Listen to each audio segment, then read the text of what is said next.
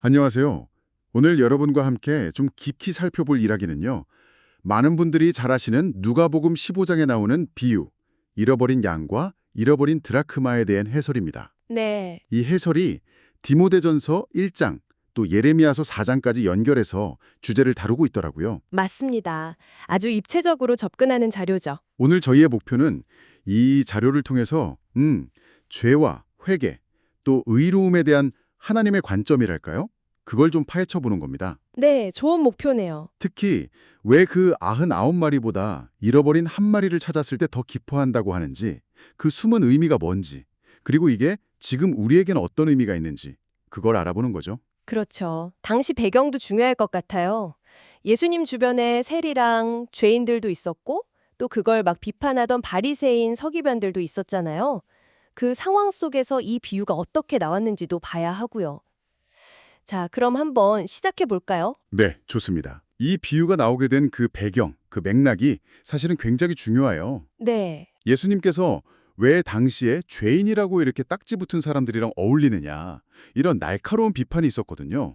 거기에 대한 답변으로 주신 말씀이니까요. 아, 일종의 변론이었군요. 그렇죠. 오늘 저희가 볼 자료는 이 비유들이 단순히 뭘 잃어버렸다 찾았다 이걸 넘어서서 가치의 재발견, 또 하나님이 얼마나 적극적으로 찾으시는지, 그리고 그 회복이 주는 어떤 특별한 기쁨, 여기에 초점을 맞추고 있어요. 네네. 아마 여러분께서도 이 분석을 들으시면서 익숙했던 이야기가 좀 새롭게 다가오고, 아, 이게 지금 나에겐 어떤 질문을 던지는구나, 이런 걸 발견하실 수 있을 겁니다. 과 서기관들이 수군거려 이르되 이 사람이 죄인을 영접하고 음식을 같이 먹는다 하더라.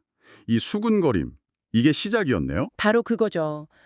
그 당시 세리는 로마에 부역하는 사람 취급을 받았고요. 민족의 배신자처럼. 네. 종교적으로도 부정한 이방인이랑 자주 만나니까 죄인의 대표격이었어요. 아, 근데 오늘 분석하는 자료는 여기서 한 걸음 더 들어가요. 바리새인하고 서기관들이 비판한 핵심이 그냥 어울리는 정도가 아니라 음식을 같이 먹는다는 이 행위 자체에 있었다고 지적하거든요. 식사교제요? 네. 이게 그냥 밥만 먹는 게 아니라 당시에는 굉장히 깊은 연대, 서로 인정한다는 의미가 있었어요. 그렇군요. 근데 그걸 하니까 그 종교 지도자들 입장에서는 율법적인 정결함이 아주 심각하게 훼손된다. 이렇게 본 거죠.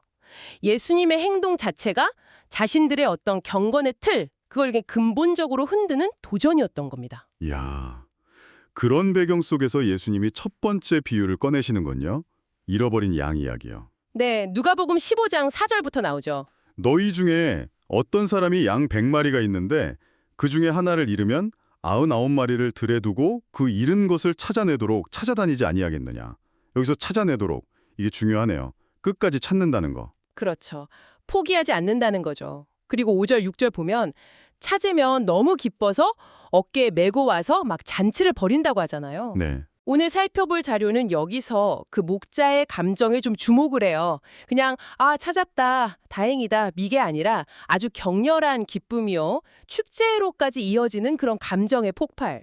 그 정도의 기품이군요. 네. 그리고 이 해설은 이게 남겨진 99마리의 가치가 덜 중요하다 이런 뜻이 절대 아니라고 강조합니다. 그 질문이 나올 수 있겠네요. 그럼 99은 소홀히 해도 되냐? 이런 식의. 맞아요. 근데 그건 핵심을 좀 벗어난 질문이라는 거죠. 오히려 어떤 양이든 만약 잃어버렸다면 목자는 똑같이 찾아 나섰을 거라는 거예요. 아하. 그러니까 모든 양이 다 소중하다 이게 기본 전제고요. 그 위에서 잃어버렸다가 되찾은 존재에 대해서는 뭔가 특별한 가치가 부여되고 그 회복의 기쁨이 하늘의 관점에서는 어마어마하게 크다는 걸 설명하려는 의도라는 거죠. 비유하자면 어떤 걸까요? 뭐랄까 아주 오랫동안 못 봤던 가족을 다시 만났을 때 느끼는 그런 감격 같은 거 아닐까요? 그 재회의 기쁨이 늘 같이 있던 가족을 덜 사랑해서 생기는 건 아니잖아요. 네, 그렇네요. 이해가 됩니다. 그 하늘의 관점이라는 게 7절에서 딱 나오죠. 네, 명확하게 말씀하시죠. 내가 너희에게 이르노니 이와 같이 죄인 한 사람이 회개하면 하늘에서는 회개할 것 없는 의인 99으로 말미암아 기뻐하는 것보다 더하리라. 이 말씀이 결국 예수님 비판했던 그 사람들을 향한 말이 되는 거군요. 그렇죠. 직접적인 메시지죠. 그리고 해설은 여기서 회개할 것 없는 의인 99이라는 표현에 대해서도 좀 흥미로운 해석을 내놔요. 어떤 해석이죠? 이게 문자 그대로 정말 죄가 하나도 없는 뭐 천사 같은 존재만을 말한다기보다는 당시 예수님 앞에서 나는 의롭다, 나는 회개할 필요 없다고 생각했던 사람들. 아, 바리새인이나 서기관들이요? 네. 바로 그 비판자들이죠. 그들을 향한 약간의 아이러니 같은 게 담겨 있을 수 있다는 거예요. 아이러니요. 네. 해설에서는 이걸 인식된 의로움의 상태라고 표현하는데요. 그러니까 그들의 자기 인식과 딱 대조해서 나는 길을 잃었습니다 하고 인정하고 돌아오는 죄인 한 사람을 하나님이 얼마나 더 역동적으로 기뻐하시는지를 강조하기 위한 수사적인 장치일 수 있다는 거죠. 아, 재미있는 해석이네요. 이어서 바로 두 번째 비유가 나오죠. 잃어버린 드라크마 이야기. 네, 8절부터요.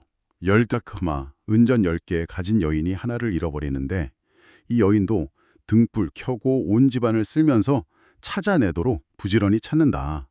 첫 번째 비유의 목자처럼 여기서도 그 적극적인 탐색이 강조되네요. 네, 맞아요. 해설은 이 두 비유가 구조적으로 거의 평행을 이루면서 메시지를 더 강하게 전달한다고 봐요. 아, 평행 구조요? 네, 양은 넓은 들판, 드라크마는 집안.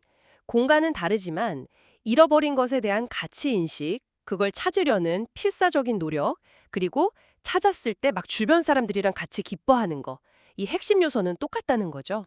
네. 그리고 이 두 번째 비유의 결론도 10절에서 이와 같이 죄인 한 사람이 회개하면 하나님의 사자들 앞에서 기쁨이 되느니라 이렇게 딱 이어지고요. 근데 여기서 해설이 딱별히 짚는 부분이 좀 인상 깊었어요. 그 양이나 드라크마가 스스로 주인을 찾아온 게 아니라는 점이요. 아, 그거 아주 중요한 포인트죠. 주체는 언제나 목자, 그리고 여인, 즉 찾는 사람에게 있다는 거잖아요. 바로 그겁니다. 그게 신학적으로 보면 굉장히 중요한 의미가 있다고 해설은 분석해요. 어떤 의미죠? 이건 우리가 먼저 하나님을 찾아 나선 게 아니라 하나님께서 잃어버린 우리를 먼저 찾아오신다는 거. 하나님의 주도권, 그리고 선행적 은혜라고 하죠.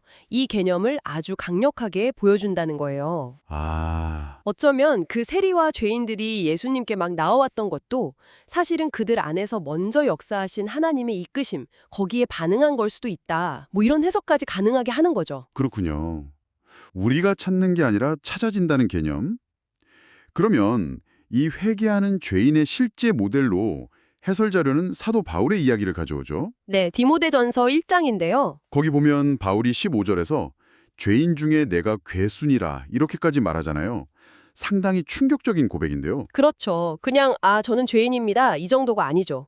해설도 이 고백이 단순한 겸손의 말이 아니라고 지적해요. 네, 바울은 13절에서 자기가 과거에 비방자요, 박해자요, 폭행자였다고 아주 구체적으로 밝히거든요. 네, 맞아요. 스스로를 잃어버린 양 중에서도 가장 극단적인 상태, 그 괴수, 치푸였다고 인식하는 거예요. 와, 그런데 자기가 어떻게 긍휼을 입었냐, 그 이유를 13절 후반하고 14절에서 설명하는데 내가 믿지 아니할 때에 알지 못하고 행하였음이라 우리 주의 은혜가 그리스도 예수 안에 있는 믿음과 사랑과 함께 넘치도록 풍성하였도다. 이렇게 말해요. 네, 해설은 여기서 바울이 자기 변화의 원인이 전적으로 하나님의 은혜, 즉 하나님이 먼저 찾아오신 그 사랑 때문이라고 강조하는 걸로 봐요. 자신의 노력이나 자격이 아니라요. 그렇죠. 전적인 은혜라는 거죠. 그리고 16절에서는 자기가 긍휼을 입은 목적이 또 있다고 말하죠. 후에 주를 믿어 영생 얻는 자들에게 본유되게 하려 하심이라. 마치 나 같은 사람도 이렇게 됐으니 당신들도 희망을 가지세요. 이런 메시지 같네요. 정확합니다. 해설은 바로 이 바울의 간증을 잃어버린 양 비유가 실제 현실에서 아주 극적으로 구현된 사례로 제시하는 거예요.